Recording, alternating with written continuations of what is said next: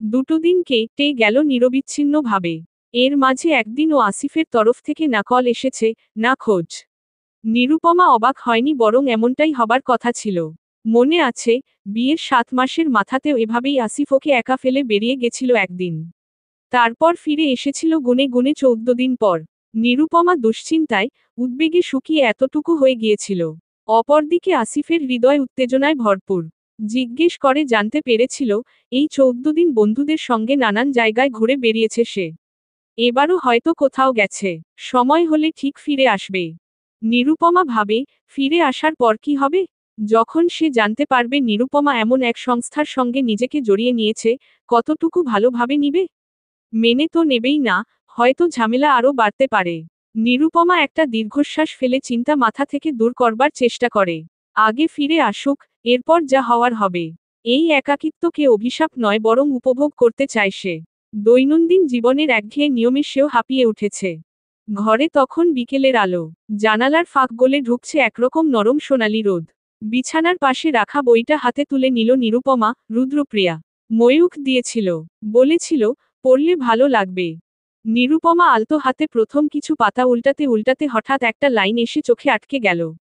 প্রেম মানে কি তবে এই? যে মানুষটার কাছে আত্মা খুলে দেওয়া যায়, সেই মানুষটাই একদিন এমন দূরে দাঁড়িয়ে থাকে যে, তার চোখেও যেন অপরিচয়ের ছায়া। একসাথে হাঁটতে গিয়ে হঠাৎ যদি কেউ ছায়া ফেলে রেখে পালিয়ে যায়, তখন কি ছায়াটাও আর নিজের থাকে? নিরুপমার গা কাটা দিয়ে ওঠে। বুকের ভেতরটায় হালকা একটা ব্যথা, চেনা অথচ উপেক্ষিত। ওর সামনে আসিফের মুখ ভেসে ওঠে। সেই পুরুষটা, যার চোখে একদিন নিরুপমা স্বপ্ন খুঁজেছিল। যার পাশে দাঁড়িয়ে বুক ভরে নিঃশ্বাস নিতে চেয়েছিল। যার সঙ্গে একসাথে হাঁটার কথা ভেবেছিল সারা জীবনের জন্য। আর আজ, সে পুরুষটাই যেন অপরিচিত। প্রিয়জন হতে চাওয়া মানুষটার কাছে নিরুপমা হয়ে রইল কেবলই প্রয়োজন। আজ তার ছায়াতেও আশ্রয় মেলে না। এক ছাদের তলায় থেকেও যোজন যোজনের দূরত্ব। বইয়ের পৃষ্ঠা উল্টায়ও চোখ ঝাপসা হয়ে আসে, তবুও পড়ে যেতে থাকে। হঠাৎ আবার থমকে যায় আরেক জায়গায়। আমরা জনেই সত্যি ছিলাম, শুধু একসাথে থাকার ক্ষমতা ছিল না। একে অপরকে ভালোবেসেছিলাম, কিন্তু একসাথে থাকতে পারার মতো পরিপক্ক ছিলাম না। এই লাইনটা যেন ঠিক ওর জীবনের প্রতিচ্ছবি। নিরুপমা বিশ্বাস করত, আসিফ হয়তো ওকে ভালোবাসে। তারই মতো করে, নিজের ভাষায়। কিন্তু সেই ভালোবাসায় না ছিল ওর ঘর, না ছিল ওর আশ্রয়।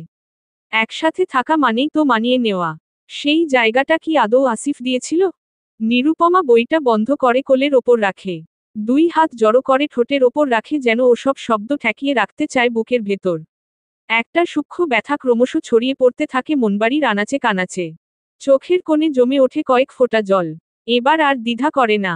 বইয়ের পাতায় ছিটকে পড়ে ফোঁটা 2-1টা। নিরুপমা ফিসফিস করে বলে ওঠে নিজের মনেই, আমারও হয়তো ভালোবাসা ছিল, শুধু একসাথে থাকার ক্ষমতা ছিল না, বা সাহস ছিল না, বা সে ছিল না। চুপ করে থাকে, এরপর আবার বইটা হাতে তুলে নেয়। ময়ূখ বলেছিল, নিজের জন্য পড়বেন। আমি তো কেবল বাহানা। বুঝতে পারে এখন, কেন বলেছিল এ কথা। কৃতজ্ঞতায় হৃদয় ভারী হয়ে আসে মুহূর্তে। বইয়ের পাতার শব্দ থেমে গেছে। নরম বাতাসের মতো মনের আঙিনায় বয়ে যায় শীতল শিহরণ, স্নিগ্ধ কিন্তু টা অনুভব। নিরুপমা বইটা যত্নে বিছানায় নামিয়ে রাখল। হাতের তালুতে এখনো অনুভব করছে সেই কাগজের নরমতা, আর পাতার ভাঁজে লুকানো অনুভূতির গন্ধ। চোখে কাঁপন নেই, তবু নীরব অশ্রু ফোটার জলপ্রপাত এগিয়ে চলছে গাল ঘেঁষে। একটা হাহাকার ঘরের চারপাশ ঘুরে বেড়াচ্ছে। না, দুঃখের নয়, বরং এক ধরনের হালকা হয়ে ওঠার কান্না। যেন বুকের ভার একটু কমেছে। নিরুপমা হঠাৎ উঠে দাঁড়ালো। চোখ চলে গেল জানালার দিকে। আকাশ নরম নীল, তার গায়ে সন্ধ্যার আগমন ধীর পায়ে এগিয়ে আসছে। পা দুটো নিজে থেকেই হাঁটতে শুরু করল। ছুটে গেল বেকনিতে, যেখান থেকে চিলেকোঠার ছেলেটাকে দেখা যায়। দরজার ছিটকিনি টেনে খুলে সে বারান্দায় এসে দাঁড়ালো। চুলগুলো এলোমেলো হয়ে উঠছে হাওয়ায়। ওড়নার আঁচল কাঁধ থেকে হেলে পড়ছে বৃষ্টির মতো। নিরুপমা ডানে বামে কোথাও তাকালো না। দৃষ্টি তাক করল সেখানে, যেখানে ময়ূখকে দেখা যেত। কখনো কখনো একা, কখনো বা দলবল সঙ্গে। কখনো হাত খালি, কখনো বা এক টুকরো জ্বলন্ত সিগারেট। নিরুপমা তাকাতেই একজোড়া চোখ তাকে গিলে নিল। থমকে গেল সে। স্থির হয়ে গেল সব অনুভূতির জোয়ার। থেমে গেল সময়। চলছে শুধুই নিঃশ্বাসের ওঠানামা। না, কোনো হাত নেড়ে ডাক নেই, কথা নেই, হাসি নেই। তবু একটা অদ্ভুত দোলাচল যেন বাতাসে টের পাওয়া যায়। দুটো চোখ, দুটো হৃদয়, দুটো অসম্পূর্ণ মানুষ, এক নরম সন্ধ্যার রঙে ভিজে দাঁড়িয়ে আছে। নিরুপমা অনুভব করে, সেই চুপচাপ ছেলেটা, যার চোখে আশ্চর্য রকমের শান্তি, তাকে কিছু বলতে হচ্ছে না। শব্দেরা এখানে অপ্রয়োজনীয়। কারণ চোখেই সমস্ত কথা লেখা হয়ে যাচ্ছে। এক মুহূর্ত, দুটো চোখ আটকে থাকে অনেকক্ষণ। আর সেই দুই চোখের মাঝে হাওয়া বয়ে যায়, নরম, ধীর, মায়ামো। একটা কবিতার মতো সন্ধে এসে সাক্ষী হয়ে দাঁড়ায় দুজনের মাঝখানে। চিলেকোঠার ছেলেটা হালকা হাসে। নিরুপমার ঠোঁটেও একটা মৃদু কম্পন। হয়তো এটুকুই প্রয়োজন ছিল এই মুহূর্তে। একটা বই, এক ফালি সন্ধে, একখণ্ড চুপচাপ বারান্দা, আর সেই চোখ, যা শব্দ না বলেও সব বুঝিয়ে দেয়। নিরুপমা এবার মাথা নিচু করে হাসে। বুকটা একটু হালকা হয়ে আসে। তারপর ধীরে ধীরে ফিরে আসে ঘরে। মনে হয়, হয়তো বেঁচে থাকাটা আজ একটু সহজ হলো। আর দূরে, রংচটা দেয়ালে হেলান দিয়ে দাঁড়িয়ে থাকা ময়ূখ। দৃষ্টি ফেরায় আকাশের দিকে। মনে মনে শুধায়, যা কিছু বলা হয়নি, আজ সে সব চোখে লেখা রইল। রাত 8টা, সাদা রঙের প্রাইভেট কারটা এসে ঠিক বাড়ির সামনে থামল। সেখান থেকে নেমে দাঁড়ালো আসিফ। সঙ্গে একটা মেয়ে, হয়তো অফিস কলিগ। জনে হ্যান্ডশেক করে মেয়েটা পুনরায় গাড়িতে উঠে বসল এবং আসিফ রওনা হলো বাড়ির ভিতরে। হেলেনা বেগম বারান্দা থেকে সবটা দেখলেন। একটা দীর্ঘ নিঃশ্বাস রাতের আধারে মিশিয়ে দিয়ে তিনি ধীর পায়ে হেঁটে গেলেন মেইন দরজার দিকে। এ ঘরেই তার স্বামীর একটা বড় ছবি টানিয়ে রাখা। সেদিকে একবার অসহায় নজরে তাকালেন তিনি। একটা মাত্র ছেলের সংসারের এহেন দশা, দিনকে দিন তার বুক চিরে ফালা ফালা করে দিচ্ছে। ভাগ্যিস মানুষটা বেঁচে নেই। যদি বেঁচে থাকতেন, এই দুঃসহ সময়ের ভার সইতে পারতেন না। পাখির চিচি শব্দে বেল বেজে উঠতেই হেলেনার অন্যমনস্কতা কাঁপে। দরজা খুলতেই আসিফ ঢোকে, চোখে মুখে রাজ্যের বিরক্তি। মা, ভাত বাড়ো তো। দুপুরেও লাঞ্চ করা হয়নি। গোসল দিবি না? দিতে যাচ্ছি। খেতে বসে হেলেনা খুব সাহস করেই কথাটা তুললেন। বৌমাকে নিয়ে আসতি। একা একা মেয়েটা কি করছে না করছে। আসিফ খাওয়া থামিয়ে এমন করে মায়ের দিকে তাকালো, হেলেনার বুকে কেঁপে ওঠে তাতে। সে বাটি থেকে এক চামচ ডাল ছেলের পাতে বেড়ে দিলেন। যেন কিছুই বলেননি, এমন ভাবভঙ্গি। আসিফ ছোটবেলা থেকেই একটু জেদি রকমের ছেলে ছিল। লোকে বলতো, একমাত্র ছেলে তো তাই আদরে আদরে বাদর হয়ে গিয়েছে। ঘটনা সত্যি। আসিফের বাবা ছেলে অন্তঃপ্রাণ ছিলেন। মুখ ফুটে বলার আগে সবকিছু হাজির করে দিতেন। আবার শাসনের বেলায় শাসনও করেছেন ঠিকঠাক। তবু ভেতরের জেদটা রয়েই গেছে। আসিফের বাবার তরপর ছেলেটা আগের চেয়েও বেশি জেদি, রাগী, বদমেজাজি হয়ে উঠেছে। হেলেনা সবকিছু বোঝেন। তিনি জানেন, এ সংসারে আসিফের মন নেই। ওর ধ্যান জ্ঞান সব এখনো সেই মেয়েটির সঙ্গে জড়িয়ে। উনিও চেয়েছিলেন একসময়, সেই মেয়েটিই আসুক এ বাড়ির বউ হয়ে। কিন্তু ভাগ্যে যা ছিল না তা শত চেষ্টাতেও নিজের করা যায় না। আর করা গেলেও বেশিদিন টেকে না। এই সহজ কথাটা তিনি তো বুঝে গেছেন, আসিফ বোঝেনি। নিরুপমা মেয়েটার ভাগ্য খারাপ। হেলেনা নিচু কণ্ঠে বললেন, বাবা, অন্যের মনে কষ্ট দিয়ে ভালো থাকা যায় না। আসিফ খেতে খেতেই সবগুলি দাঁত বের করে খুব চমৎকার একটা হাসি ছুড়ে দিল। ঠিক মা, আমার মনে তোমরা কষ্ট দিয়েছিলে না। দেখো আজ পরিণতি। আমার গায়ের রঙও কালো ছিল। আমার বাবার বাড়ি থেকেও তেমন কিছু তোর বাবাকে দেওয়া হয়নি। তবু তোর বাবা সেসবের জন্য আমাকে কখনো অসম্মান করেনি। 33টা বছর আমরা একসঙ্গে সংসার করেছি। বাবার হয়তো পছন্দের কেউ ছিল না। মায়ার বিয়ে হয়ে গেছে আসিফ। আসিফ খাওয়ার পাতে পানি ঢেলে উঠে পড়ল সঙ্গে সঙ্গে। তুমি কি চাইছো মা? কেন আমাকে এসব কথা শোনাচ্ছ? যে আগুন বুকের ভেতর দাফন করা, সে আগুনে তেল ছিটাচ্ছ নতুন করে? হেলেনা ছেলের মাথায় হাত রেখে নরম সুরে বললেন, না রে বাবা, আমি শুধু তোর খুশিটা চাই। রার আগে দেখে যেতে চাই, তুই ভালো আছিস। আসিফ মায়ের হাত মাথা থেকে এক প্রকার ঝাড়া রে ফেলে দিল তৎক্ষণাৎ। প্লিজ, এখন তুমি অন্তত শুরু হয়ে যেও না। বাবা এই সেম ইমোশনাল ব্ল্যাকমেইল করে আমার লাইফের 12টা বাজিয়ে দিয়ে গেছে। মা শোনো, শুধুমাত্র বাবার কথা রাখতে গিয়ে আমি এই বিয়েটা করেছি। কিন্তু যত দিন যাচ্ছে, ততই বিতৃষ্ণায় বুকটা ভারী হয়ে আসছে। হয়তো একদিন আর সহ্যই করতে পারবো না। তাই তার আগেই আমি একটা সিদ্ধান্ত নেব। এভাবে পুরো জীবনটা শেষ করব না। হেলেনা চমকালেন। কি করবি তুই? আসিফ সে কথার উত্তর না দিয়ে নিজের ঘরে ঢুকে দরজা বন্ধ করে দিল। হেলেনা দাঁড়িয়ে রইলেন একা একা।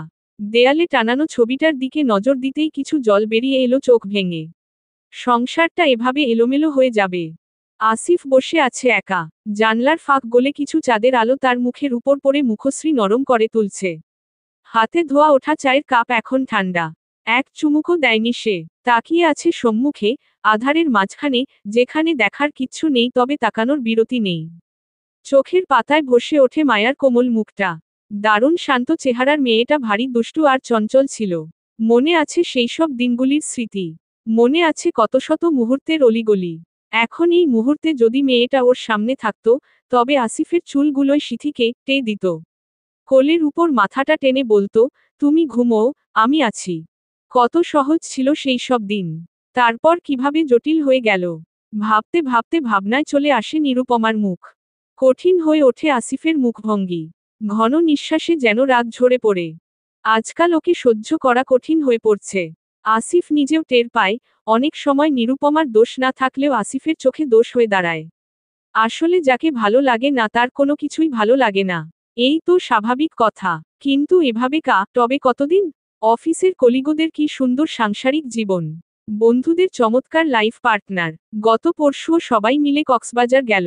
আসিফকে ধরেছিল চেপে, নিরুপমার খুব জ্বর বাহানায় টে পড়েছে। এই করে করে জীবনটাকে টে যাবে জানার। আসিফ মেনে নিতে পারে না ঠিকঠাক। কিছু একটা করতে হবেই। হয় আসিফের মুক্তি আর নইলে নিরুপমার।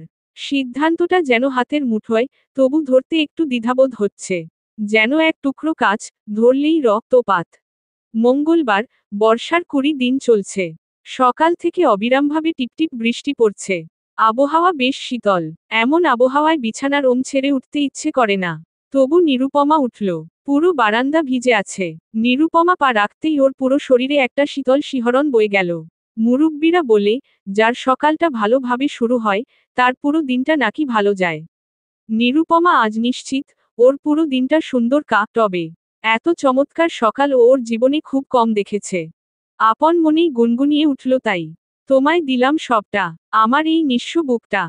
যা ছিল, যা আছে, যা কিছু নেই। তোমায় দিলাম সবটা। এমন মন কেমনের দিনে খিচুড়ি ছাড়া জমে না। নিরুপমা তাই রান্নাঘরে ঢোকে। নিজের জন্য ঝটপট রেঁধে নেয় নরম পাতলা খিচুড়ি। রেসিপিটা খুব সহজ। চাল ডাল সঙ্গে হাতের কাছে থাকা সবজি দিয়ে মাখিয়ে বসিয়ে দেওয়া। সঙ্গে থাকবে পেঁয়াজ, নুন, হলদে মরিচ, সামান্য শুকনো ঝাল আর কাঁচা ঝাল। শেষে গোটা ফোড়ন, রসুন পেঁয়াজের বাগার। চাইলে ভেতরে মাংস ছোট টুকরো করে দেওয়া যেতে পারে। স্বাদ যা হয় না, অসাধারণ। নিরুপমা এক প্লেট নিয়ে বারান্দায় গিয়ে বসল। এখন বৃষ্টি নেই, তবে আকাশ মেঘলা। সে আকাশের দিকে দীর্ঘক্ষণ চাইলে মন কেমন কেমন করে। খাওয়া দাওয়া শেষে কখন যে ঘুমিয়ে পড়ে ও নিজেও টের পায় না। ঘুম ভাঙে খুব বেলা করে। বার কয়েক বেল পড়ছে। নিরুপমা প্রথমে বুঝতে পারে না। পরে বুঝতে পেরে তড়িঘড়ি উঠে বসে। দেয়াল ঘড়িটায় এক পলক সময় দেখে নিল, 2টা 7। এতক্ষণ ঘুমিয়েছে। নিরুপমা উঠে দ্রুত গতিতে দরজা খুলে দিল। শম্পা ভ্রু কুঁচকে দাঁড়িয়ে আছে। কি ব্যাপার, ছিলে কোথায়? কতবার বেল দিলাম। ভেতরে ঢুকতে ঢুকতে কথাগুলো ছুড়ে দিল সে। নিরুপমা মাথা নিচু করে অল্প একটু হাসে, লজ্জা পেয়েছে। ঘুমিয়েছিলাম। বলো কি, মাত্র উঠলে নাকি? সকালে উঠেছিলাম, এরপর খেয়ে আবার ঘুম। শম্পা নির্ভার হয়ে বলল, তাই বলো, আসলে ওয়েদারই এমন ওয়েদারে কোথাও বেরোতেও ইচ্ছে করে না। তুমি বসো না। লাঞ্চ হয়েছে? চা খাবে? একদম না, হাতে সময় নেই। তুমি একটু তাড়াতাড়ি তৈরি হয়ে নেবে? আমাদের বেরোতে হবে। নিরুপমা বিস্মিত গলায় বলল, আমাদের? কোথায়? ফাউন্ডেশনে। একটা প্রোগ্রাম আছে আজ। কিসের? এই ফাউন্ডেশনের আরও অনেকগুলো শাখা আছে। দেশের বাইরে। আর এটার মূল শাখা ইউএসএতে। সেখান থেকেই স্টাফ আসবে ভিজিট করতে। তাই ছোটখাটো একটা প্রোগ্রাম রাখা হয়েছে। আচ্ছা, বেরোবে কখন? গোসল করতাম। হ্যাঁ শিওর, তুমি টাইম নাও তবে একটু জলদি আমি তোমার অপেক্ষায় থাকছি। শম্পা বেরিয়ে যেতেই নিরুপমা আরেকবার দেয়াল ঘড়িটার দিকে তাকালো। ওর কেন যেন বুকের ভেতরটা খুব ফাঁকা ফাঁকা লাগছে। এই তো সব ঠিক আছে, তবু এমন লাগছে কেন? নিরুপমা ঠাহর করতে পারে না। চুপচাপ চলে যায় গোসল করতে। নিরুপমা এবং শম্পা একসঙ্গে রওনা দিয়েছে সংস্থার হেড অফিসের প্রোগ্রামে যোগ দিতে। গলিগুজি পেরিয়ে দুজন যখন কর্পোরেট বিল্ডিংটার সামনে এসে পৌঁছায়, তখন ভিতরে একটা সাজসাজ রব, লাল সাদা বেলুন, ফুলে সাজানো মঞ্চ, গায়ে ঝিকমিকে অফিস ইউনিফর্ম পরা কর্মীরা আর চোখে মুখে উৎসাহের ছাপ। আজ সংস্থার এক বিশেষ দিন। ইউএসএ হেড অফিস থেকে কয়েকজন হায়ার অথরিটি এসেছেন বাংলাদেশ শাখার কার্যক্রম দেখতে, উৎসাহ দিতে। এ উপলক্ষে আয়োজন করা হয়েছে একটা সাংস্কৃতিক প্রোগ্রামের, যার নাম রঙে রাঙানো জীবন। অডিটোরিয়ামে ঢুকেই নিরুপমার চোখ আটকে গেল মঞ্চটার দিকে। সুন্দর কাঠের মঞ্চ, ঝুলন্ত লাইট, সামনের সারিতে বসে থাকা বিদেশি অতিথিরা আর পেছনে সারি সারি কর্মীরা। পাশে থাকা শম্পার হাতটা নিরুপমা শক্ত করে চেপে ধরতেই শম্পা আশ্বস্ত সুরে বলল, ভয় পাচ্ছ কেন? তোমাকে খেয়ে ফেলবে নাকি? এর আগে এত লোক একসাথে কখনো দেখিনি। নিরুপমা বিব্রত গলায় বলে শম্পার হাত ছেড়ে দিতেই শম্পা মৃদু হাসল। ফিসফিস করে শুধালো, তবে দেখে নাও, এখন থেকে এরকম কত প্রোগ্রামে অংশগ্রহণ করা লাগবে। অংশগ্রহণ? নিরুপমা ভ্রু কুঁচকালো খানিক। আমি এখানে উপস্থিত হতে এসেছি, আর কিছু না। শম্পা হেসে বলল, ঠিক আছে বাবা, আমি অন্য কিছু বলছিও না। এবার কেঁপো না তো, দেখো না কত সুন্দর তবে সময়টা। প্রোগ্রাম শুরু হলো। মঞ্চে একে একে উঠে এলেন হেড অফ ইনিশিয়েটিভ, মোটিভেশনাল স্পিকাররা। কেউ বললেন নারীর ক্ষমতায়ন নিয়ে, কেউ বললেন মানসিক স্বাস্থ্য নিয়ে, আবার কেউ বললেন ব্যক্তিত্বের বিকাশ নিয়ে। এরপর সাংস্কৃতিক পরিবেশনা শুরু হলো। একজন সুন্দর করে রবীন্দ্রনৃত্য পরিবেশন করল, কেউ গাইল লালন, কেউ মঞ্চে এক টুকরো নাটক তুলে ধরল। অডিটোরিয়ামে উপস্থিত সকলের উত্তেজনা চরমে। সকলের মাঝেই হাসি খুশি ভাব। নিরুপমাও এর ব্যতিক্রম নেই। যখন একজন বিদেশি নারী ইংরেজিতে বললেন, A woman is not just a body wrapped in silence, she is a storm wrapped in grace. When she rises, even fear learns to tremble. নিরুপমার মনে হচ্ছিল, ওর হৃৎপিণ্ড ছলকে বেরিয়ে আসবে এইবার। এত শিহরণ, এত অনুভূতি, গায়িকা ভাব ওর আগে হয়নি। সত্যি তো, একজন নারী শুধু নির্বতায় মোড়ানো একটি শরীর নয়, সে সৌন্দর্যে মোড়ানো এক তাণ্ডব। যখন সে উঠে দাঁড়ায়, তখন ভয় পর্যন্ত কাঁপতে শেখে। সেই সঙ্গে নৃত্য, সঙ্গীত, অভিনয়, কবিতা আবৃত্তি, একের পর এক সব তাকে উৎফুল্ল করে তুলছিল। ঠিক সেই সময়ই শম্পার একটি কথা ওর সব উত্তেজনা সরিয়ে একরাশ চাপা আতঙ্ক ছড়িয়ে দিল হৃদয় বাড়ির গলি ঘুপচিতে। শম্পা হঠাৎ করে বলল, নিরু, এবার কিন্তু তোমার পালা। আমার পালা? নিরুপমা বিস্মিত কণ্ঠে বলল, আমার পালা মানে? এবার তোমার নাম ডাকবে। তোমার নাম আমি তোমাকে না জানিয়েই এখানে দিয়েছি। আমি জানি তুমি চমৎকার গান করো। এখানে যারা গাইল, তাদের সবার ঊর্ধ্বে। এত সুন্দর অনুষ্ঠানে এত সুন্দর গলা যার, সে চুপটি করে বসে থাকবে? তা হবে না। নিরুপমার মনে হলো, সে এক্ষুনি অজ্ঞান হয়ে যাবে। শম্পা পাগল হয়ে গেছে। নইলে কি বলে এই মেয়ে? এতগুলো মানুষের মাঝখানে সে স্টেজে উঠে গান গাইবে? এও কি সম্ভব? নিরুপমা বিস্ফোরিত চোখে শম্পাকে কিছু বলতে নিবে, তন্মধ্যে তার নাম ঘোষণা হলো। নিরুপমা একবার স্টেজের দিকে, আরেকবার শম্পার দিকে তাকাচ্ছে। শম্পার চোখে মুখে করুণ মিনতি। ফিসফিস করে অনুরোধ করছে। নিরুপমা কি করবে বুঝে উঠতে পারে না। মাইকে দুইবার তার নাম অ্যানাউন্সমেন্ট করা হয়েছে। তৃতীয়বার করার আগেই শম্পা নিরুপমার একটা হাত টেনে উঁচু করে ধরল। সাথে সাথে আলো এসে পড়ল নিরুপমার চোখে মুখে। নিরুপমা চোখ বন্ধ করে নিল। হোস্ট ডাকছে, উৎসাহী জনতার চিৎকার। নিরুপমা যন্ত্রের মতো এগিয়ে গেল স্টেজের দিকে। বুকের মধ্যে ঢাক বাজছে যেন। সামনে তাকাতে সাহস পাচ্ছে না। চারদিকের আলো এসে ওকে হাইলাইট করছে। হঠাৎ করেই আশেপাশের সব শব্দ, সব কোলাহল, হুল্লোড় কমে গিয়ে দুই কানে এসে ঠেকল শুধুই পিনপতন নীরবতা। পিটপিট করে কাঁপতে থাকা চোখ জোড়া বন্ধ করে নিল ও। ধু ধু অন্ধকার, তার মাঝেই হঠাৎ যেন একটা চেনা কণ্ঠস্বর কানে বেজে ওঠে। আপনি খুব সুন্দর গান করেন কিন্তু। ঠোঁটের কোণে এক চিলতে হাসি ফুটে উঠল তার। চোখ খুলল না। হাতের মাইকটা টেনে ঠোঁটের কাছে নিয়ে মৃদুমধুর সুরে টান ধরল তারপর। যখন পড়বে না মোর পায়ের চিহ্ন এই বাটে। আমি বাইব না মোর খেয়াতরি এই ঘাটে গো। যখন পড়বে না মোর পায়ের চিহ্ন এই বাটে। চুকিয়ে দেব বেচা কেনা। মিটিয়ে দেব গো, মিটিয়ে দেব লেনা দেনা। বন্ধ হবে আনাগোনা এই হাটে। তখন আমায় নাইবা মনে রাখলে। তারার পানে চেয়ে চেয়ে। নাইবা আমায় ডাকলে। যখন পড়বে না মোর পায়ের চিহ্ন এই বাটে। যখন জমবে ধুলা তানপুরাটার তারগুলায়। কাটালতা উঠবে ঘরের দ্বারগুলায়। আহা, জমবে ধুলা তানপুরাটার তারগুলায়। ফুলের বাগান ঘন ঘাসের। পড়বে শয্যা বনবাসের। শ্যাওলা এসে ঘিরবে দিঘির ধারগুলায়।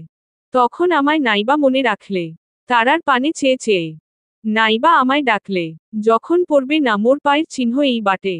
চারপাশ নিঃশব্দ হয়ে গেল, কারো মোবাইল বেজে উঠল না, কেউ ফিসফিস করল না। শুধু ওর গলা, স্বচ্ছ, কাপা কাপা, অথচ অদ্ভুত এক দৃঢ়তায় পূর্ণ। গান শেষ হতেই হলো যেন বিস্ফোরণ। হাততালির শব্দে অডিটোরিয়াম ভরে উঠল। বিদেশি অতিথিরাও উঠে দাঁড়িয়ে হাততালি দিল। নিরুপমা কাপা হাতে মাইক নামাল। চোখের কোণে জল, সেই সঙ্গে ছড়িয়ে পড়ছে অবিশ্বাস। সে এতগুলো মানুষের সামনে গান গাইতে পারল শেষমেশ।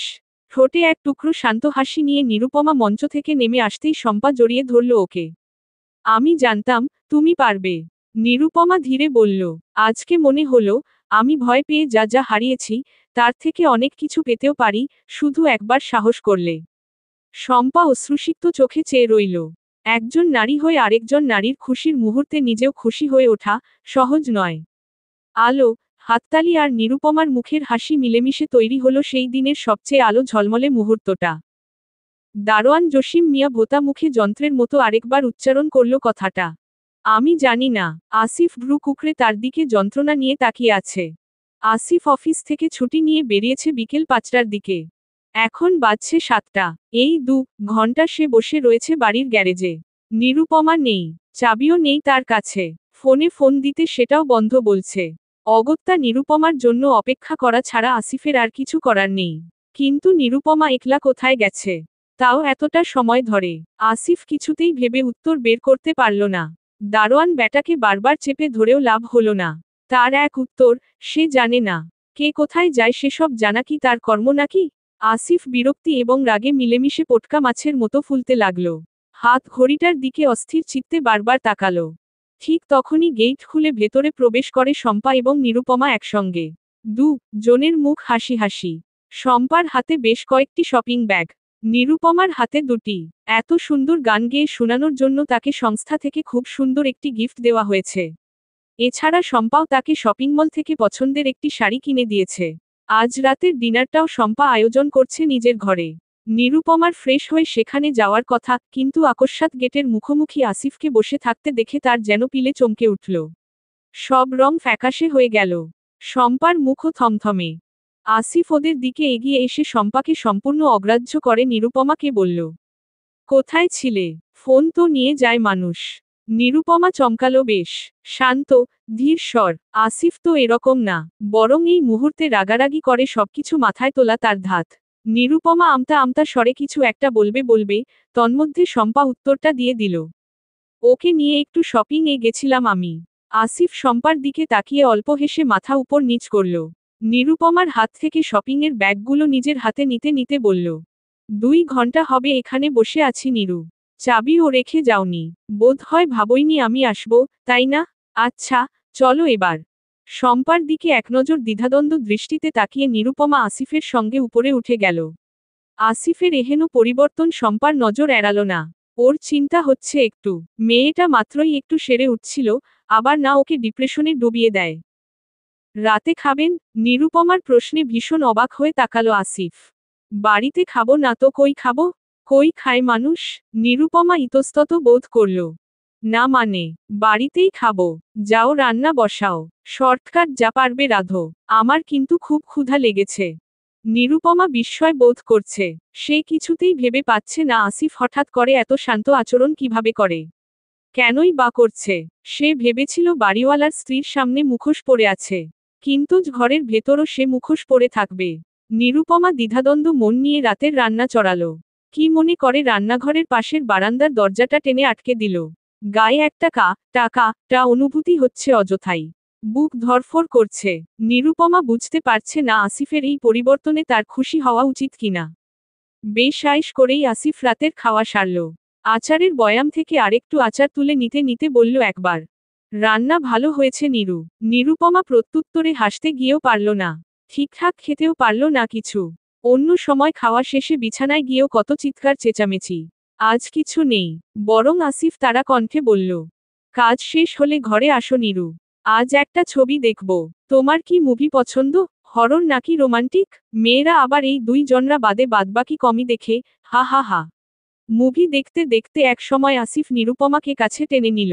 নিরুপমা প্রস্তুত ছিল না। আসিফ হঠাৎ করেই তার ঘাড়ে মুখ গুজে দিল। নিরুপমার শরীর শিরশির করে উঠল। অন্যদিনের চাইতে আজ বেশ সময় নিয়ে ধীরস্থিরভাবে আসিফ আদর করল নীরুকে। নীরুর তবুও ভালো লাগলো না। কোথাও একটা গরমিল আছে। কিন্তু কি, নিরুপমা ধরতে পারছে না। পুরোটা সময় ও যন্ত্রের মতো হয়ে রইল শুধু। আসিফ ভোস ভোস করে নাক টেনে আরাম করে ঘুমুল। ঘুম হলো না নিরুপমার। মধ্যরাতে বেশ অনেক সময় নিয়ে গোসল সারল ও। আসিফ যতবার ওর সঙ্গে ঘনিষ্ঠ হয়েছে, ততবারই নিরুপমা বিনা গোসলে আর বিছানায় যায়নি। তবে এবারের ব্যাপার ভিন্ন। শুধু যেন পবিত্র হওয়ার জন্যই গোসল করা না, বরং শরীর থেকে কিছু একটা ধুয়েমুছে দিতে চায় সে। কি, আসিফের স্পর্শ? নিরুপমা আয়নার দিকে নিজের পাথরের মতো মুখখানা দেখে কেঁপে উঠল। কি চলছে তার মনের গোপনে? নিজের কাছে নিজেই অস্পষ্ট আজ। তারপর রাত করে করা লিকারের এক কাপ চাও খেল। বারান্দায় গিয়ে হাঁটল কতক্ষণ। আসিফকে একবার পরখ করে নিয়ে পেছনের বারান্দায়ও দাঁড়ালো। চিলেকোঠা পুরোপুরি অন্ধকার। কোথাও এক চিলতে আলো জ্বলে নেই। সবাই নিশ্চয়ই বেঘরে ঘুমুচ্ছে। ওখান থেকে ঘুরে এসে বিছানায় অনেকক্ষণ ঠায় বসে রইল ও। চোখ দুটো নির্নিমেষ তাকিয়ে রইল আসিফের মুখপানে। রাজপুত্তুরের মতো দেখতে মানুষটা ঘুমিয়ে থাকলে কত শান্ত শীতল লাগে। আর জেগে উঠলে রামায়ণ। কিন্তু আজ যে আচরণ করল, তার কোথাও পূর্বের আসিফের ছোঁয়া নেই। এ যেন একেবারেই অন্য এক আসিফ। নিরুপমার কি এক অস্বস্তি হচ্ছিল মিলনের সময়। স্পর্শগুলো আজ আরও অচেনা লাগছিল। ঘুম এলো ভোরের দিকে। একেবারে ভেঙেচুরে আসা ঘুম যাকে বলে। মাথায় সূক্ষ্ম ব্যথাও হলো একটু। নিরুপমা তবু শুলো না। এখন ঘুমালে আর সকালে উঠতে পারবে না। আসিফের নিশ্চয়ই অফিস আছে। সময় মতো খাবার না পেলে চিৎকার চেঁচামেচি করে একটা বিচ্ছিরি অবস্থা করবে। নিরুপমা ঘুম চোখে আরেক কাপ চা বানিয়ে খেলতাই। আসিফ উঠল সকাল সকাল 7টার ও আগে। নিরুপমা রান্নাঘরে রুটি বেলছিল। আসিফ উকি দিয়ে প্রশ্ন করল, সারা রাত ঘুমাওনি কেন? নিরুপমা চমকে উঠল। একে তো আসিফের উপস্থিতি টের পায়নি, উপরন্তু এই ধরনের প্রশ্ন শুনে সে ঘুমায়নি। আসিফ কি করে জানল? হয়নি। আমতা আমতা স্বরে উত্তরটা দিয়েই দৃষ্টি ফিরিয়ে নিল সে। যেন আসিফের চোখে চোখ রেখে কথা বলতে চাওয়া অন্যায়ের কিছু।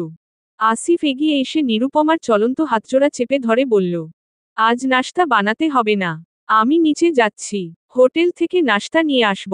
তুমি কি খাবে? পরোটা না রুটি? নিরুপমার মনে হলো, তার সঙ্গে যা হচ্ছে তার পুরোটাই স্বপ্ন। এগুলো সত্যি নয়। সত্যি হতেই পারে না। এ আসিফ নয়। আসিফের মতো দেখতে কেউ। কে? ভূত টুতো। নিরুপমা জবাব তো দিলই না, বরং আতঙ্কে নীল হয়ে গেল। আসিফ বলল, কি হলো? কি খাবে বললে না? আচ্ছা, তেল ছাড়া পরোটা আনছি। আজ তোমার কোনো কাজ করতে হবে না। সারা রাত ঘুমাওনি। এখন নিশ্চয়ই ঘুম পাচ্ছে। নাশতা করে সোজা বিছানায়। মনে থাকে যেন। এরপর হেলতে দুলতে এমন ভাবে আসিফ বাথরুমের দিকে রওনা হলো যেন রোজকার মতো একটা স্বাভাবিক সকাল। অথচ পেছনে ঘুরে তাকালে দেখতে পেত, নিরুপমা মাথা ঘুরে পড়ে যাচ্ছে। আসিফ অফিসে চলে গেলে নিরুপমা লম্বা করে একটা নিঃশ্বাস ছেড়ে বারান্দায় গিয়ে বসল। এতক্ষণ মনে হচ্ছিল, একটা ঘোরের ভেতর আছে সে। এখন একটু আরাম বোধ হচ্ছে। কিন্তু মাথার চিন্তারা কমছে না কিছুতেই। আসিফের আকাশ পাতাল পরিবর্তন নিরুপমার জীবনে স্বস্তি নয়, বরং নতুন করে অশান্তি ফিরিয়ে এনেছে। নিরুপমা কি করবে, কাকে বলবে, ঠিক বুঝে উঠতে পারছে না। দেয়ালে হেলান দিয়ে বসে সিগারেট টানছে ময়ূখ। তার মুখোমুখি বসে দীপ্ত। একটা কবিতার বইয়ের পাতা উল্টাচ্ছে। চিলেকোঠার এই 3 রুমে ওদের 5 জনের বসবাস। এক রুমে তুষার, শাহিন, রাতুল, আরেক রুমে দীপ্ত এবং ময়ূখ। ছোট রুমটায় ওরা খাবার ঘর বানিয়েছে। 5 জনই ভার্সিটির স্টুডেন্ট, তবে কেউ একই ব্যাচের না। কেউ সিনিয়র, কেউ জুনিয়র, তবে সবার সঙ্গে সবার আচরণ বন্ধুসুলভ। বিকেলের নরম রোদ জানালা দিয়ে ভেতরে প্রবেশ করছে। তার উজ্জ্বল আলোয় টেবিলের উপর থাকা বই খাতাগুলি ঝিকমিক করে ওঠে। হঠাৎ করেই দীপ্তর চোখে লাগল। কৌতূহলী হয়ে টেবিলের উপর থেকে কাগজের পাতাগুলি টান দিয়ে নিজের দিকে টেনে নেয় সে। চোখ বুলাতেই ঠোঁটের কোণে ছড়িয়ে পড়ে হাসি। আংশিক দুষ্টুমির। অন্তরিক্ষ হাসে, যখন তোমাকে দেখি। প্রায় সুর করে লাইনটা উচ্চারণ করতেই ময়ূখের অন্যমনস্ক ভাবকে টে গেল। সেই শকুনের মতো তীক্ষ্ণ দৃষ্টিতে দীপ্ত হাতে ধরে রাখা কাগজের পানে চাইল। গম্ভীর স্বরে বলল, রেখে দে দীপ্ত। দীপ্ত যেন শুনলই না। পূর্বের ন্যায় পুনরায় সুর করে আরেকটি লাইন আবৃত্তি করা শুরু করল।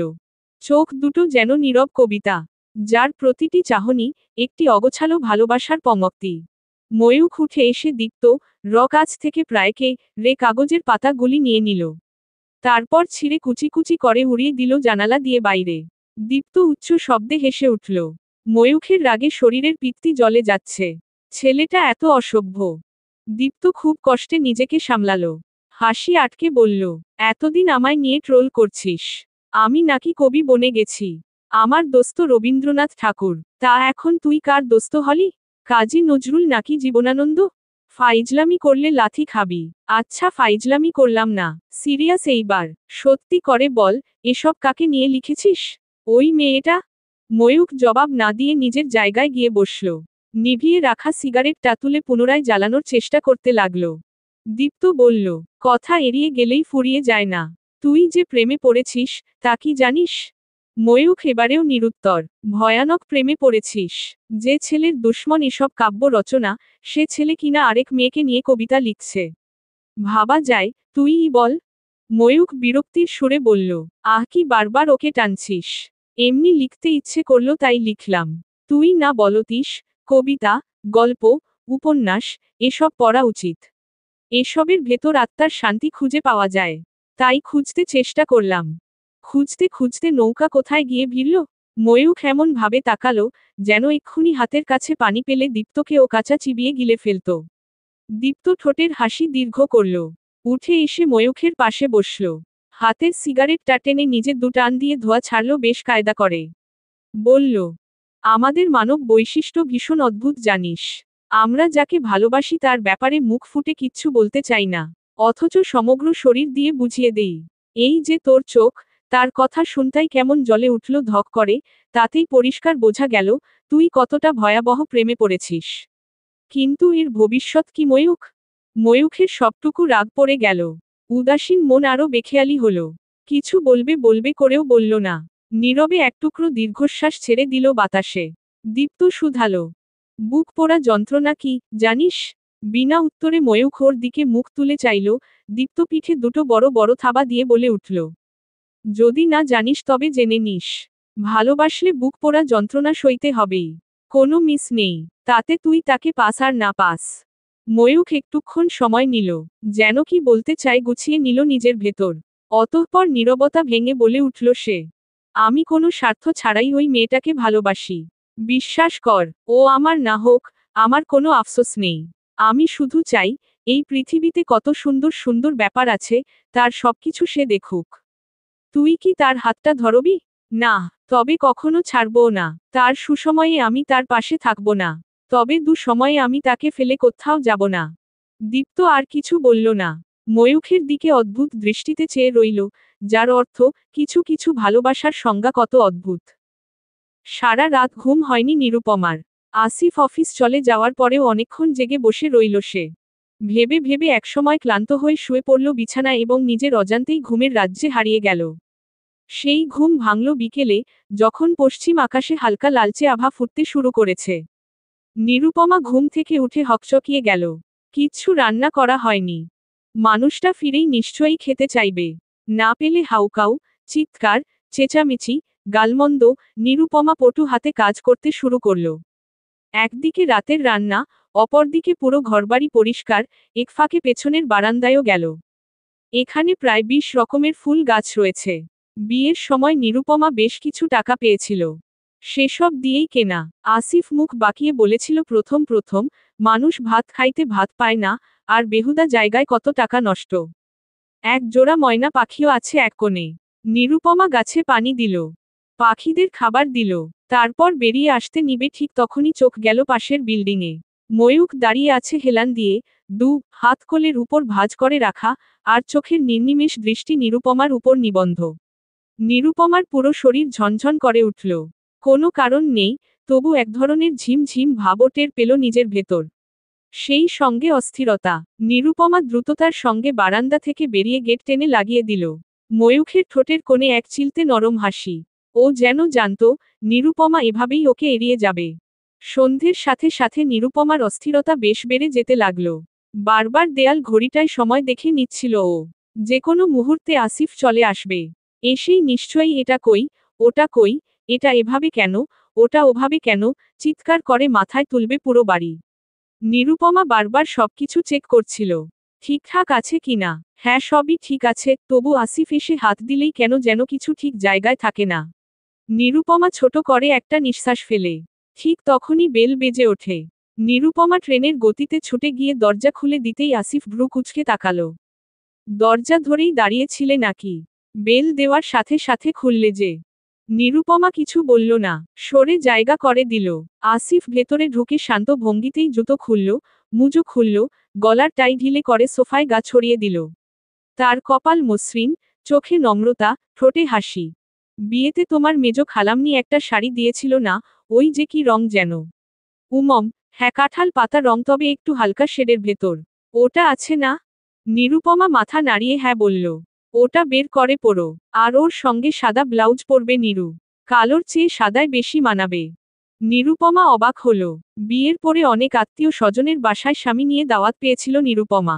মেজো খালাম্নির বাসাতে যাওয়ার পর সে আসিফকে স্যুটের কাপড় আর নিরুপমাকে এই শাড়িটা দিয়েছিল। বাড়ি ফিরে আসিফ মুখ বিচ্ছিরি রকমের করে বলেছিল, এটা একটা শাড়ি হলো? কি খ্যাত কালার, কি খ্যাত চুজ, এমনই তো কালো, তার উপর এই কালার পরলে পুরাই সোনায় সোহাগা লাগবে। আর আজ সেই শাড়ি বের করে পরতে বলছে। নিরুপমা চুপচাপ আসিফের কথা মতো শাড়ি বের করে পরল, সাদা ব্লাউজ দিয়ে। কি ভেবে যেন চোখে একটু কাজলও টানল। এমনিতেই ওর চোখে জন্ম কাজল পরানো। কপালে একটা ছোট্ট টিপ দিতেই আসিফ এক তোড়া বেলি ফুলের মালা খোপায় গুজে দিতে লাগল। আয়নার ভেতর দিয়ে আসিফের মুখটা দেখে নিরুপমার দমবন্ধ করা কষ্ট হলো হঠাৎ। এরকম একটা মুহূর্ত ও ওর জীবনে কোনোদিন পাবে, স্বপ্নেও কল্পনা করেনি। আর আজ যখন পাচ্ছে, তখন বুকের ভেতরটা জলে পুড়ে খাক হয়ে যাচ্ছে। নিরুপমার কাঁধে থুতনি রেখে আসিফ আয়নার ভেতর দিয়ে নিরুপমার চোখে চোখ রাখল। গাঢ় স্বরে বলল, জনে জমছে না, এবার আমার একটা ছোট্ট নিরু উপহার চাই। বলো, দিবে? নিরুপমার চোখজোড়া ভিজে উঠল। বিধাতা ওর দোয়া বুঝি শুনেছেন। আসিফকে ভালো করে দিয়েছেন। যে ভালোবাসা পেতে একসময় ছটফটিয়ে রত হৃদয়, সেই ভালোবাসা আজ হাতের মুঠোয়। আসিফ ওর চোখের পানি গড়িয়ে পড়বার আগেই মুছে দিল। অথচ বোকা মেয়েটা জানলই না, ওর সামনে কি ভয়াবহ সময় অপেক্ষা করে আছে। বড় ঝড়ের আগে প্রকৃতি স্থির হয়ে আসে। এই প্রকৃতির নিয়ম, মানুষের বেলায়ও তাই। নিরুপমার দিন কাটতে লাগলো অনাবিল আনন্দে। দিন 15 আগের আসিফ আর আজকের আসিফের ভেতর আকাশ পাতাল পার্থক্য। এই আসিফ ভালোবাসতে জানে, নিরুপমার খেয়াল রাখতে জানে, নিরুপমাকে কষ্ট নয় বরং সুখী করতে জানে। নিরুপমার আর কি চাই? এই এক জীবনে ও শুধু স্বামীর ভালোবাসাই চেয়ে এসেছিল। যা এখন পাচ্ছে, তাই নিরুপমা বাদবাকি সবকিছু ভুলে গেল। শম্পা, সংস্থা, এমনকি ময়ূখ পর্যন্ত। না, চিরতরে নয়, শুধু ওদের থেকে দূরত্ব বাড়িয়ে নিল বেশ অনেকটা। আগের মতো করেই সংসার এবং স্বামীর প্রতি ব্যস্ত রইতে শুরু করল দিনরাত। আগে আতঙ্কে দিন কাটত, আর এখন কাটে প্রশান্তিতে। নিরুপমা ভেবেই নিল, ওর এক জীবনে পাওয়া সকল কষ্টের কোটা শেষ, এবার শুধুই শান্তি। আসিফ অফিস যাবার জন্য তাড়াহুড়ো করছে আজ। সকাল থেকেই মেজাজ একটু অন্যরকম। নিরুপমা ভাবল, অফিসের ঝামেলা বোধ হয়। পুরুষ মানুষ সবকিছু সামাল দিতে পারলেও অফিসের ঝামেলায় মুষড়ে পড়ে একদম। আসিফ শাওয়ার নিতে ঢুকেছে, নিরুপমা অভ্যস্ত হাতে বিছানার উপর সব গুছিয়ে রাখছে। শার্ট, প্যান্ট, টাই, রুমাল, মানি ব্যাগ। এমন সময়ে আসিফের ফোনটা টুংটাং শব্দে বেজে উঠল। Message notification. নিরুপমা বুঝতে পারল, তবে আগ্রহ প্রকাশ করল না। ও এইসব বিষয়ে আগ্রহ প্রকাশ করেও না। আসিফের ব্যক্তিগত জীবনের ব্যাপারে নিরুপমার আগ্রহ একেবারেই শূন্যে। মোবাইল ফোনটি পরপর 4বার বেজে উঠল।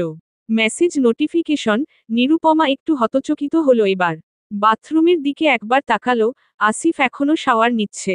ঝমঝম পানির শব্দ স্পষ্ট ভেসে আসছে। নিরুপমা কেন যেন আজ ফোনটা হাত দিয়ে ধরে স্ক্রিন ওপেন করল এবং হোয়াটসঅ্যাপে আসা 5টি মেসেজই তাকে নাড়িয়ে দেওয়ার জন্য যথেষ্ট ছিল।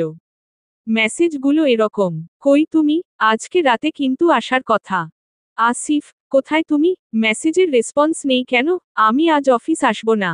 আমি মায়ের বাসায় যাচ্ছি। এই ভরা পেটে আমার শরীর খুব একটা ভালো লাগছে না আসিফ। তুমি বলেছিলে আজ ডাক্তারের কাছে নিয়ে যাবে।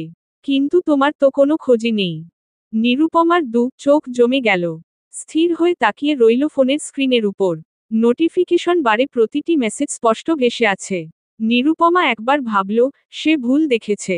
তাই আরও একবার চোখ বুলিয়ে নিল ভীষণ সতর্কতায়। না, ভুল নয়, ঠিক। কে এই মেয়ে? নাম্বারটি সেভ করা নয়। কোনো ছবিও দেওয়া নেই। নিরুপমার এক মুহূর্তের জন্য মনে হলো, সে আবারও কোনো দুঃস্বপ্ন দেখছে না তো। বৃষ্টির মতো পানি পড়ছিল, সেই শব্দ থেমে যেতেই নিরুপমার সম্বিত ফিরে আসে। তড়িঘড়ি ফোনটা পুনরায় জায়গা মতো রেখে নিরুপমা গোছানো বিছানা আবার গোছাতে থাকে। চোখের কোণে কিছু অবাধ্য অশ্রুফোঁটারা এসে ভিড় জমিয়েছে। ওরা যখন তখন ঝরে পড়তে চায়। নিরুপমা চায় না সেই জলফোঁটা আসিফ দেখুক। নিরু, আজ আমি বাড়ি ফিরব না। আজ রাতটা একলা থাকতে হবে তোমাকে। বেশ শান্ত স্বাভাবিক গলার স্বর। নিরুপমা সেই তুলনায় কাঁপা কাঁপা গলায় জিজ্ঞেস করল। কেন? একটা সাইট ভিজিটে যাব নিরু। ঢাকা থেকে অনেকটা দূরে, একদম গ্রামাঞ্চল। ওখানে আমাদের কোম্পানির একটা ফ্যাক্টরি ওপেন করার প্রজেক্ট খুব দ্রুতই শুরু হবে, বুঝতে পারছো। আর আল্লাহ চাইলে এই প্রজেক্টটা পুরোপুরি আমার হাতে আসবে। আমি যাব সেই সাইট ভিজিটিংয়ে। রাতটা ওখানের ডাক বাংলোয় থাকব। আমার সাথে আরও জন অফিস কলিগ আছে। শাওন এবং অনুজা। একটু গুছিয়ে নিয়ে তোমাকে ওখানে নিয়ে যাব বুঝলে। ফ্যান্টাস্টিক জায়গা। তোমার ঘুরে বেড়াতে ভালো লাগবে। অনুজা, আচ্ছা এমন তো নয় যেই মেয়েটা মেসেজগুলো করেছে, তার নাম অনুজা। মেয়েটা অফিসের ব্যাপারে বলল। হয়তো ওর অফিসেরই কেউ। আবার আজ রাতটা একসঙ্গে থাকার কথা। কিন্তু মেয়েটা ভরা পেটের কথা কি বলল? প্রেগন্যান্ট, আসিফের সন্তান। না না, নিরুপমা দিকে মাথা নেড়ে শক্ত মুখে উঠে দাঁড়ালো এবং গটগট করে হেঁটে বেরিয়ে গেল। একটু পানি পান করা প্রয়োজন। তৃষ্ণায় বুকের ছাতি শুকিয়ে গেছে। আসিফ চলে যেতেই চারদিক থেকে একরাশ শূন্যতা এসে ঘিরে ধরে নিরুপমাকে। সময়টা দুপুরের পর। আসিফ আজ ফিরবে না, তাই রান্নাবান্না কোনো কিছুরই তাড়া নেই। অবশ্য নিরুপমার শরীরে শক্তিও নেই আজ কিছু করার। মনটা পুরোপুরি ভাবে এলোমেলো হয়ে আছে। মাথার ভেতর অনেকগুলি প্রশ্ন জট পাকিয়েছে। সেসব না ছাড়ানো পর্যন্ত তার শান্তি মিলবে না। নিরুপমা সিদ্ধান্ত নিল বারান্দায় গিয়ে বসবে। তন্মধ্যে কলিং বেলের শব্দ শুনতে পেয়ে দরজা খুলে দিতে উদ্যত হল। শম্পা এসেছে, হাতে পায়েসের বাটি। নিরুপমা যন্ত্রের মতো করে বলল, এসো। শম্পার মন ভার, মুখে হাসি নেই, ভেতরে প্রবেশ করল না। হাত বাড়িয়ে বাটিটা নিতে বলে বলল, আমার শ্বশুর বাড়ি থেকে মেহমান এসেছে। একটু পায়েস করলাম তাই। তুমি তো আর যাও না, তাই তোমার জন্য নিয়ে এলাম। আমি ভেতরে যাব না, বাটি রেখে দাও। নিরুপমা শম্পার হাত চেপে ধরে তাকে টেনে ঘরের ভেতর ঢুকালো। মেয়েটা যে তার উপর এক আকাশ সম অভিমানে জর্জরিত, তার কণ্ঠস্বর শুনলেই বোঝা যায়। নিরুপমা লজ্জিত গলায় বলল, তুমি আমার উপর রেগে আছো জানি। আমি সরি, খুব খুব সরি। কিন্তু বিশ্বাস করো, আমি ভালো ভেবেই সবকিছু ইগনোর করেছি। শম্পা জবাব দিল না কোনো। হাতের বাটিটা টেবিলের উপর রাখতে ব্যস্ত হয়ে পড়ল। নিরুপমা বলে চলল এই ফাঁকে, ও আর আগের মতো নেই। অনেক অনেক চেঞ্জ। বিশ্বাস করো, আমি নিজেই অবাক হয়ে গেছি। প্রথমে ভেবেছিলাম সব ছলনা, কিন্তু এরপর বিশ্বাস করেছি ওকে। ও এই সম্পর্কটাকে নতুন করে একটা সুযোগ দিতে চায়।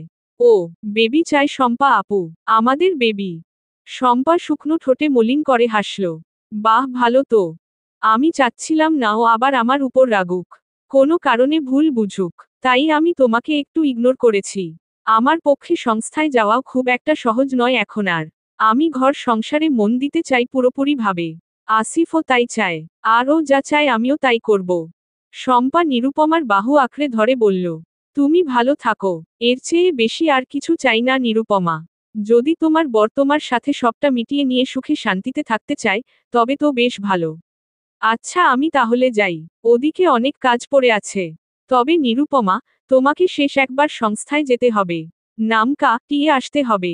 যদি পারো আজ গিয়েই কাজটা শেষ করে এসো। আচ্ছা। শম্পা চলে গেলে নিরুপমা ঠিক করল, বিকেল সময়টায় সে বেরোবে। আসিফ যেহেতু আজ আর আসছে না, তাই ভয় নেই। সে গিয়ে তার নামকা টিয়ে সবার থেকে বিদায় নিয়ে আসবে। সবাইকে জানিয়ে দেবে, তার অন্ধকার জীবনে আলো ফিরে এসেছে। বিকেলটা ভারী হয়ে আছে এক অদ্ভুত বিষণ্ণতায়। আকাশ মেঘলা, কিন্তু বৃষ্টি নেই। হালকা ঠান্ডা বাতাস বইছে গলির ভেতর দিয়ে। পাড়ার রিকশাগুলো যেন আজ কোথায় হারিয়ে গেছে। নিরুপমা ছোট একটা ব্যাগ কাঁধে ঝুলিয়ে গলির মুখে এসে দাঁড়ালো। আজ ওর সংস্থায় যাওয়ার শেষ দিন। একটা ছোট্ট সম্পর্ক, অল্প কিছু দিনের, তবু তাতে যে মায়া হয়, সেটাই এখন ওর চোখের কোণে ভার হয়ে আটকে আছে। রিকশার জন্য দাঁড়িয়ে অপেক্ষা করছিল ও। ঠিক তখনই বিপরীত দিক থেকে ময়ূখ এলো। হাতে একটা পুরনো বই ধরা। চোখে ক্লান্তি, মুখে অচেনা এক নরম অভিব্যক্তি। নিরুপমা চোখ ফিরিয়ে নিল সঙ্গে সঙ্গে। মুখে একরকম ঠান্ডা কাঠিন্য যোগ করে দাঁড়িয়ে রইল। যেন ময়ূখ নামের লোকটাকে চেনেই না সে। ময়ূখ থমকে দাঁড়ালো। 1 সেকেন্ডের জন্য চেয়ে রইল নিরুপমার মুখের দিকে, তারপর ধীরে ধীরে এগিয়ে এলো। নিরুপমার পাথর মুখটা ওর সব প্রশ্নের জবাব দিয়ে দিচ্ছে, তবু শরম লজ্জা ভুলে নিজে থেকেই কথা বাড়াতে চাইল। ডেকে বলল, এই যে, রিকশার জন্য? নিরুপমা মুখ ঘুরিয়ে বলল, হ্যাঁ। কোথায় যাবেন? সংস্থায়। ময়ূখ একটি দীর্ঘশ্বাস বাতাসে মিশিয়ে দিয়ে বলল। নিরুপমা, আমায় একটুখানি সময় দিবে? নিরুপমা থমকালো এহেন প্রশ্নে। জবাবটা তার কাছে নেই। তবে, না, বলা প্রয়োজন সে জানে। একবার ভাবল শুনবেই না, এমন ভান করে এড়িয়ে যাবে, কিন্তু চাইলেই কি সব দায় এড়িয়ে যাওয়া যায়?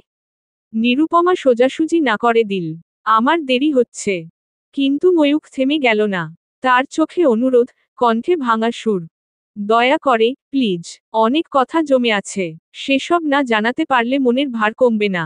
ওয়াদা করছি, 20 মিনিটের চেয়ে একটা মুহূর্তও বেশি নেব না। নিরুপমার ভেতরে একটা দ্বন্দ্ব শুরু হয় এবার।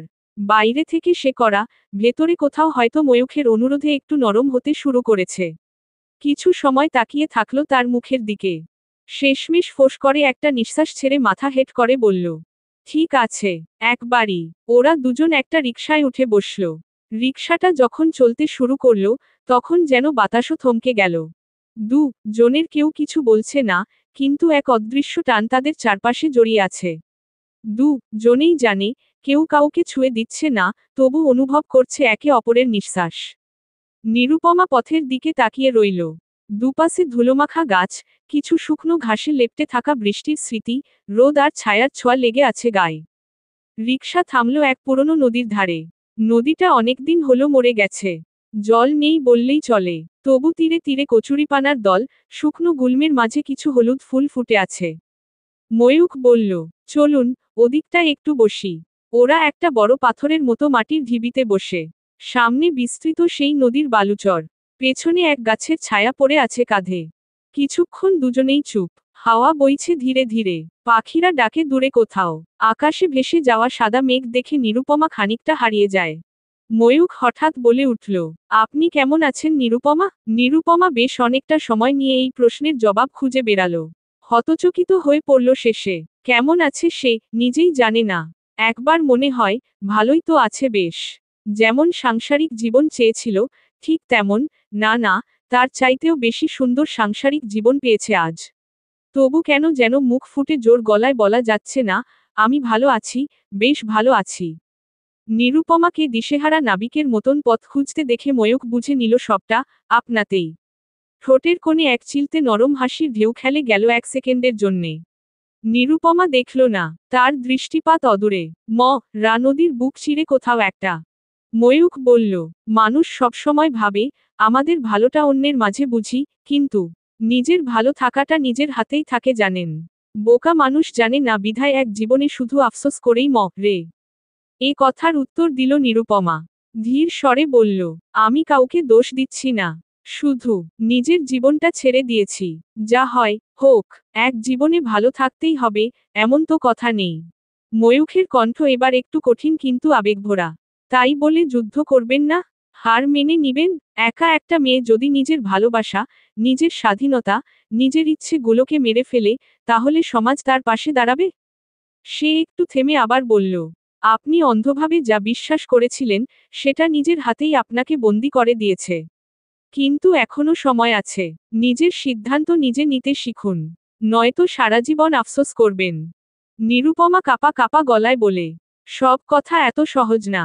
আমি ভাঙতে চাই না আর কিছু। ময়ূখ একটু হাসে, ভাঙবেন না, কিন্তু গড়তেও তো পারেন।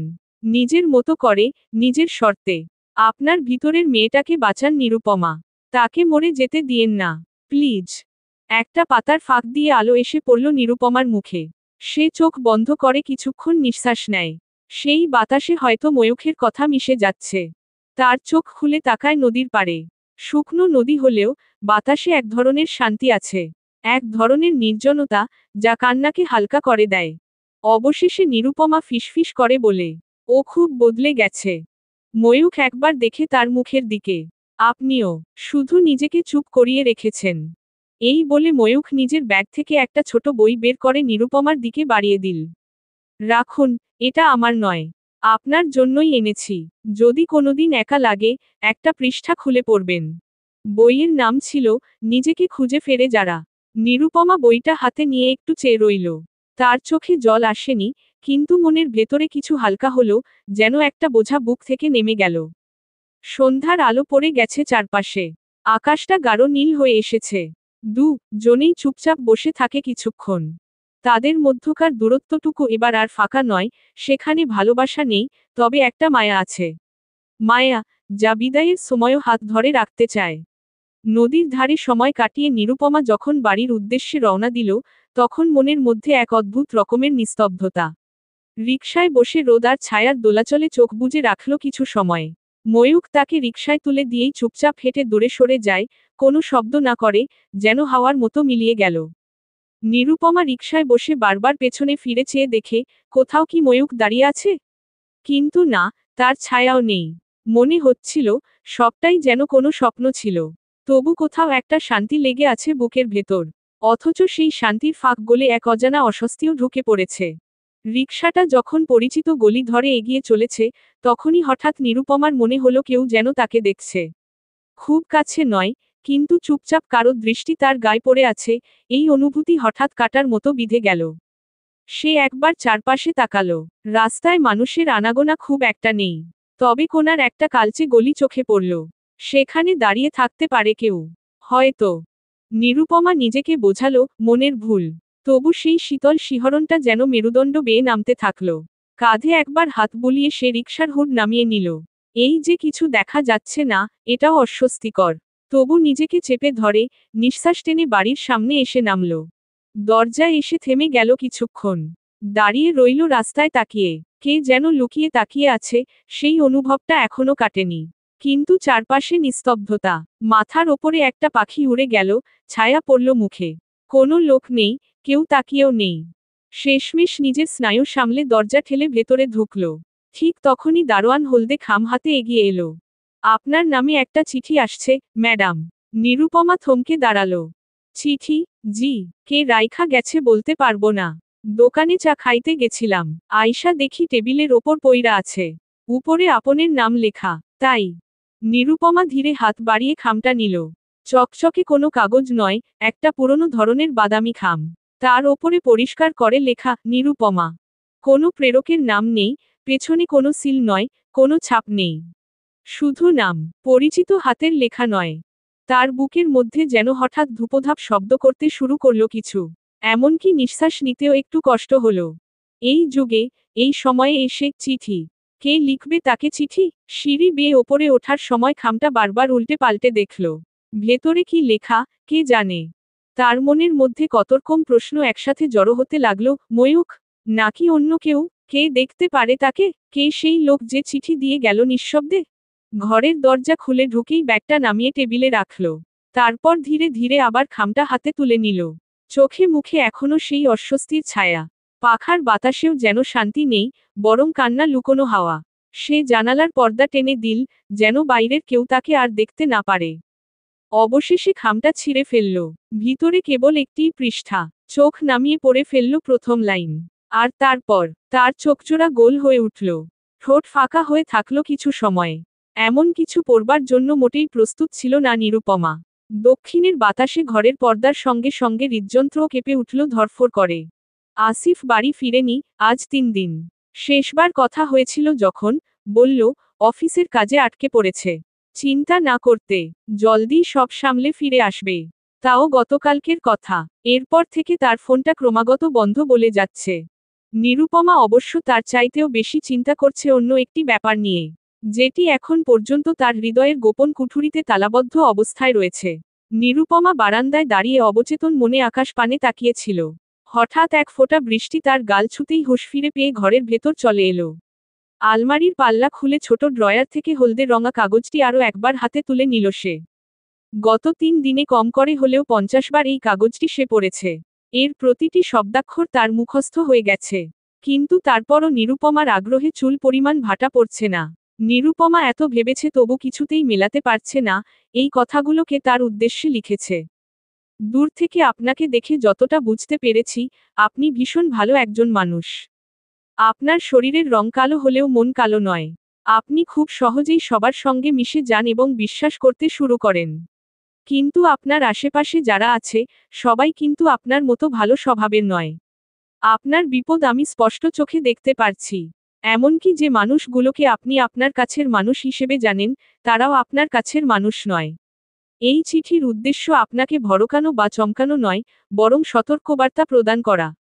একজন শুভাকাঙ্ক্ষী হিসেবে আমি চাইব, আপনি সবসময় ভালো থাকুন, সব বিপদ মুক্ত থাকুন। যথা সময়ে আমার পরিচয় আপনি পাবেন। ইতি। একজন। নিরুপমার তপ্ত নিঃশ্বাসে কাগজের পাতাটি সামান্য কেঁপে ওঠে। মাথার ভেতর জট পাকিয়ে হজবরল অবস্থার সৃষ্টি হয়েছে।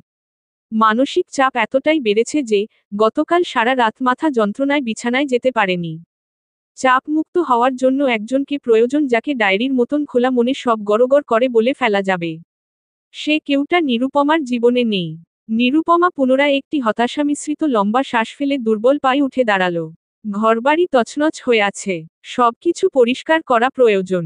নিরুপমা ঠিক করল, আপাতত এইসব নিয়ে আর ভাববে না। বরং কাজে ব্যস্ত থাকবে। ভালো লাগলে আজ একবার সংস্থায় যাবে। কিছুটা সময় কাটিয়ে আসবে। তবে নিরুপমা একটা সিদ্ধান্ত নিল, এত তাড়াতাড়ি সংস্থার হাত ছাড়বে না। নিরুপমা একটা বিষয় বুঝতে পারছে, তার জীবনে এখনো অনেক কিছুই ঠিক হয়নি। সকাল দুপুর ভালো রকমের বৃষ্টি হয়েছে। আবহাওয়া বেশ শীতল, তাই অন্তরিক্ষে এখনো রোদ বিদ্যমান, কিন্তু গায়ে লাগছে না। নিরুপমা রিকশার বদলে আজ হেঁটে হেঁটেই সংস্থায় পৌঁছল। সেই যে প্রোগ্রাম শেষ করে বেরিয়েছিল, এরপর আর আসা হয়নি।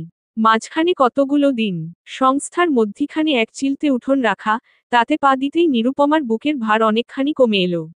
বুক ভরে শ্বাস টেনে নিয়ে সে চলল তাদের কক্ষের দিকে। অনেকে নেই, অল্প জন কাজ করছিল। নিরুপমাকে দরজা ঠেলে ঢুকতে দেখে সকলের মাঝে একটা হইচই পড়ে গেল। আরে নিরুপমা যে, কতদিন পর এলে, বলেই গিয়েছিলে আমাদের হু। এই নিরুপমা, তোমার গানটা এখনো কানের গোড়ে বাজে। নিরুপমা লজ্জায় এতটুকুন হয়ে উঠল। সবাই এসে ঘিরে ধরল ওকে। নানান জনের নানান প্রশ্নের বাহার। নিরুপমা কাকে রেখে কাকে উত্তর দিবে বুঝতে না পেরে চুপ করে এক একজনের মুখ দেখতে লাগল। ওর চোখ দুটো হাসছে। নিরুপমার চেয়ে বয়সে 20 বছরের বড় একজন, সবাই তাকে ডাকে বড় আপা। নিরুপমার গায়ে টিপ্পনিকে টে গলার স্বর নিচু করে বললেন, বরের আদর পেয়ে সব ভুলে গেলে নাকি? সকলে হো হো করে হেসে ঘর মাতালো। নিরুপমার নাক উঠল ফুলে। লজ্জায় চোখের চাহনি নিচু করে কোনোরকমে উত্তর করল এর, না না, এমনিতেই আসা হয়নি। বড় আপা গলা খাকারি দিয়ে সবাইকে থামালেন। বললেন, না ভুললেই ভালো। ওসব পুরুষ মানুষেরা জানে আমাদের দুর্বলতা সোহাগে। তাই একটু আদর দিয়ে সব ব্যথা ভুলিয়ে দিতে চায়। নিজেদের কার্য শেষ হলে এমন ভাবে ছুঁড়ে ফেলে না।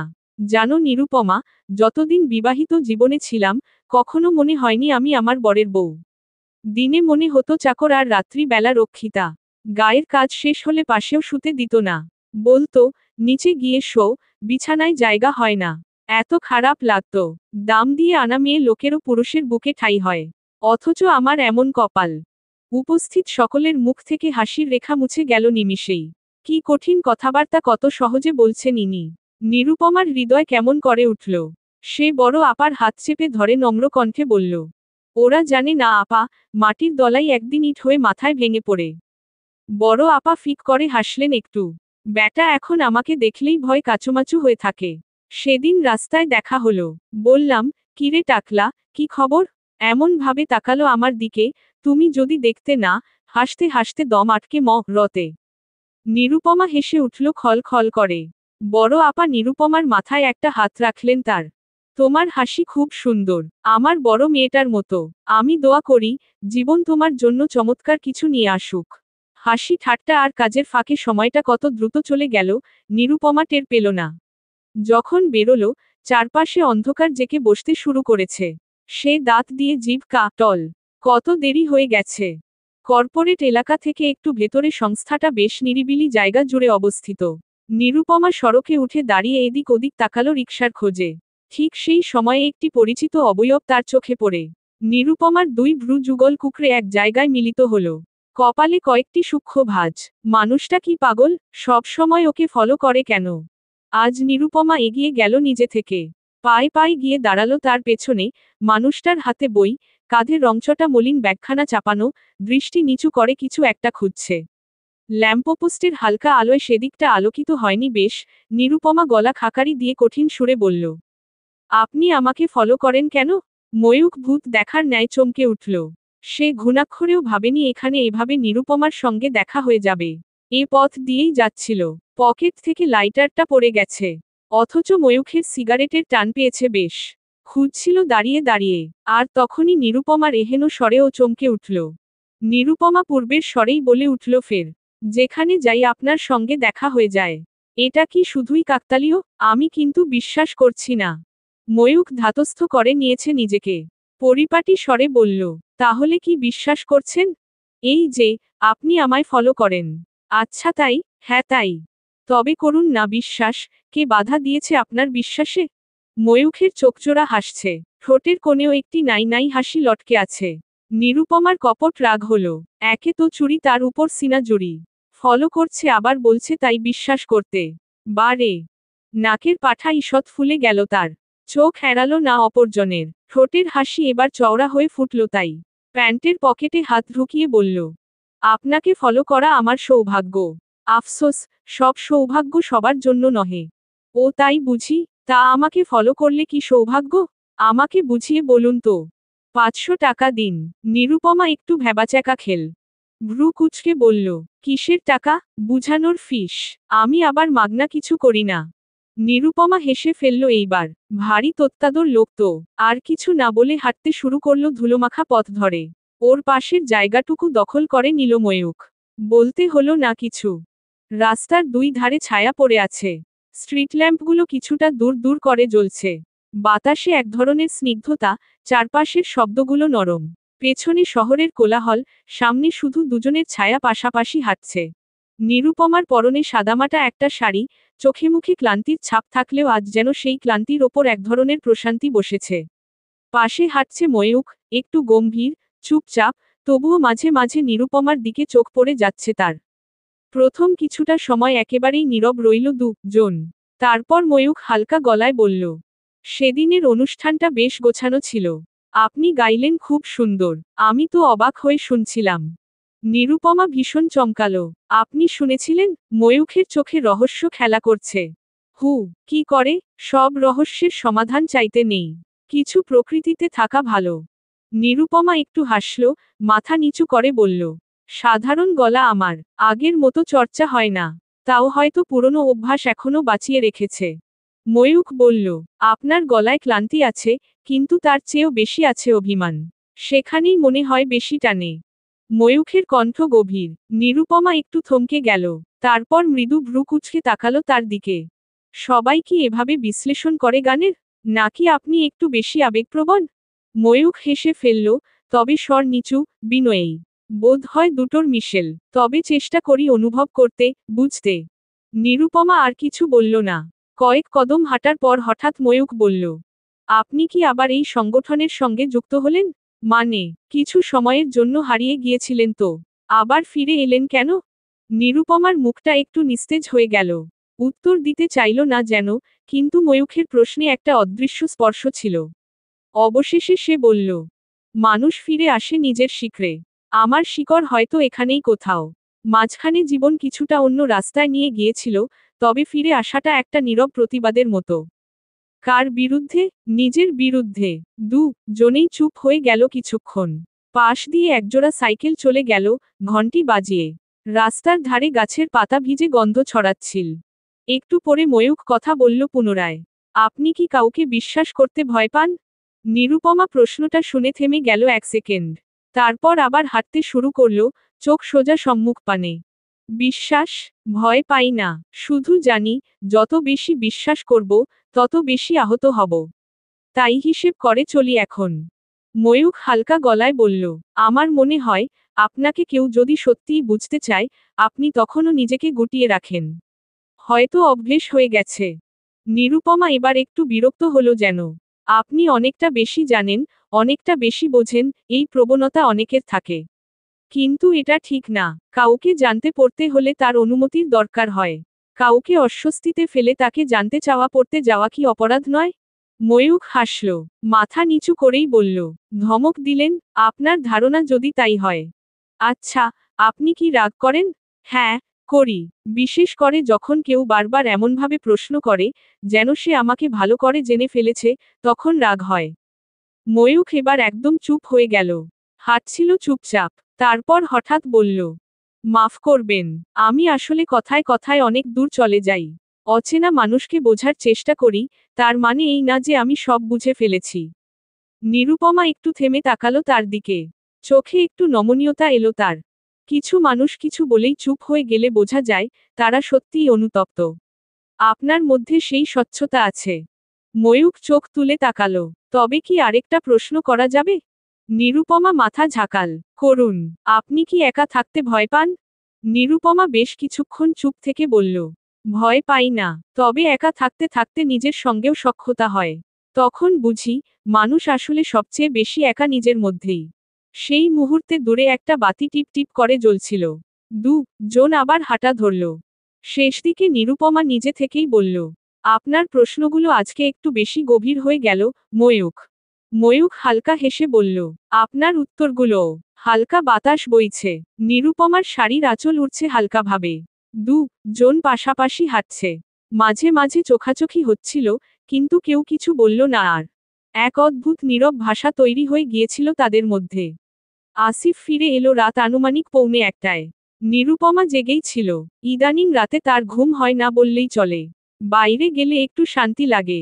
ঘরের ভেতরটায় দম আটকে আসে। নানান হাবিজাবি চিন্তারা এসে জটলা পাকায় মস্তিষ্কে। রান্নাঘরে চা বানাচ্ছিল, তখনই কলিং বেলটা বাজল। নিরুপমা একটু ভয় পেল। এত রাতে কে? গ্লাস দিয়ে আসিফের পরিশ্রান্ত মুখটা দেখে আরো ঘাবড়ে গেল। তড়িঘড়ি দরজা খুলতেই আসিফ এক পশলা হাসি ছুড়ে দিল নিরুপমার দিকে। চোখ দুটো ঝোকমক করছে। কতদিন পর, দরজায় দাঁড়িয়েই নিরুপমাকে কাছে টেনে নিল সে। শক্ত করে জড়িয়ে ধরে ঘাড়ে মুখ গুজল। ঘর্মাক্ত শরীর, শার্ট ভিজে লেপ্টে আছে, নিরুপমা ইতস্তত করে বলল, কি করছেন কি?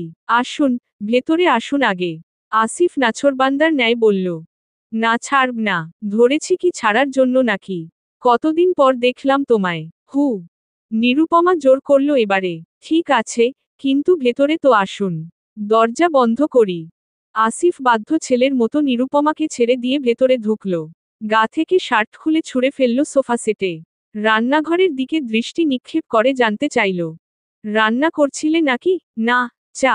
এই রাতে? ও, বুঝেছি, আমাকে মিস করে করে আমার বউটার ঘুম হয় না রাতে, তাই তো? নিরুপমা কিছু বলল না।